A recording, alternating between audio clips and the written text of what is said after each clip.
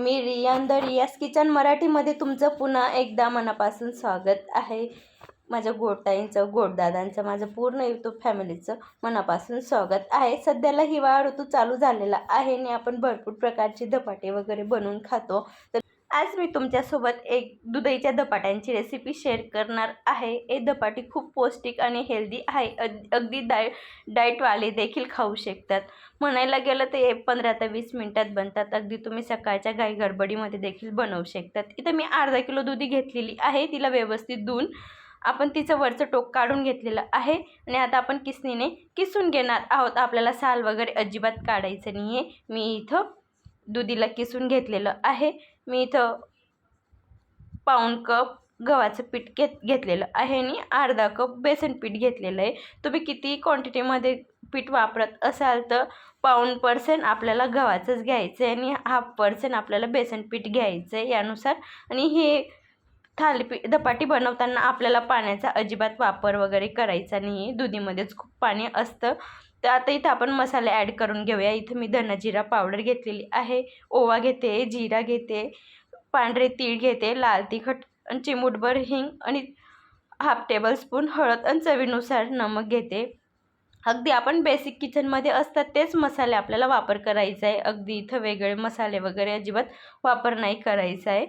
यात मी 10 ते 12 लसूणच्या पाकळ्या, 2 हिरवी मिरची आणि अर्ध्या आल्याच्या तुकड्याचं पेस्टी बनवून घातलेलं आहे. तुम्हाला सुरुवातीला मी दाखवलेलं आहे. तर आता आपण सर्व व्यवस्थित मिक्स करून घेऊया. मिक्स करताना काळजी घ्यायची, हाताला तिखट वगैरे लागायला नको आहे आणि प्लस आपल्याला पाण्याचा वापर देखील करायचा नाही. तर सावकाशपणे व्यवस्थित मिक्स करून घ्यायचे. आणि प्रत्येकाला माहिती की दुधी भोपळ्यामध्ये खूप पाणी असतं, तर त्याच पाण्यामध्ये आपल्याला इथं जेवढं बसेल त्यानुसार आपल्याला पीठ ॲड करून आपल्याला थालीपीठाला जसं पीठ मळतो त्या पद्धतीने आपल्याला पीठ मळून घ्यायचं आहे. तर इथं मी कोथिंबीर पण ॲड करून घेते.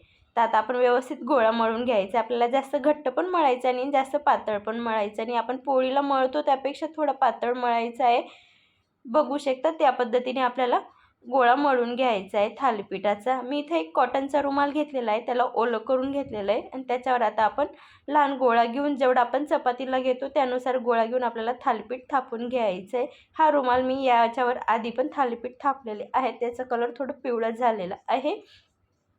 तर आपल्याला आता व्यवस्थित थालीपीठ थापून घ्यायचं आहे. हवं तेवढं तुम्ही बारीक जाड करू शकतात, अगदी चपातीपेक्षा बारीक करू शकतात आणि वाटलं तर तुम्ही जाड देखील करू शकतात. या पद्धतीने आपल्याला थापून घ्यायचे. तुम्हाला कसं हवं आहे त्यानुसार तुम्ही बारीक जाड थापू शकतात. तर मी गोळा मळतानाच फार पांढऱ्या तिळाचा वापर करून घेतलेला आहे, म्हणून इथं वरून मी तीळ वगैरे लावत नाही. तुम्हाला वाटत असेल तर तुम्ही वरून तीळ पण लावू शकतात. तर मी इथं गॅस ऑन करून तवा गरम करायला ठेवलेला होता. मी तव्यावर थोडं तेल आणि तूप थोडं थोडं दोघं लावलेले आहेत.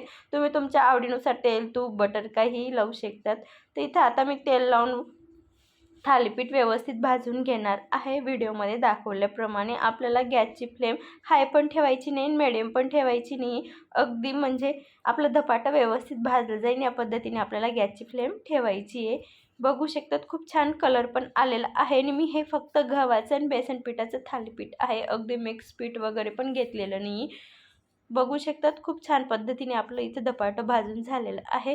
मी तुम्हाला जवळून पण दाखवते की किती छान त्याला कलर पण आलेला आहे. आणि चव तर तुम्ही अगदी तुम्हाला ताप वगैरे असेल किंवा सर्दी वगैरे असेल आणि तोंडाला चव नसेल तर किंवा तुम्हाला जेवण जात नसेल तर हे धपाटी बनवून खाल्ली ना तर खूप तुम्हाला तोंडाला चव पण येईल आणि अगदी खायला खूप छान लागतात. तुम्ही दह्यासोबत, लोणच्यासोबत किंवा पापडच्या चुऱ्यासोबत कोणत्याही चटणीसोबत खाऊ शकतात किंवा नुसतंही खाल्लं तरी खूप छान लागतं.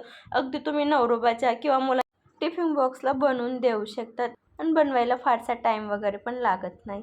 व्हिडिओ कसा वाटला ते नक्की सांगा. मी असेच सर्व थालीपीठ आता बनवून घेणार आहे. यूजफुल वाटत असेल तर व्हिडिओ फॅमिली सर्कलमध्ये किंवा फ्रेंड सर्कलमध्ये शेअर करा आणि व्हिडिओला एक लाईक नक्की करा. आणि माझ्या चॅनलवर नवीन असाल तर प्लीज चॅनलला सबस्क्राईब करा, जेणेकरून माझ्या नवनवीन रेसिपीचं तुम्हाला नोटिफिकेशन मिळेल.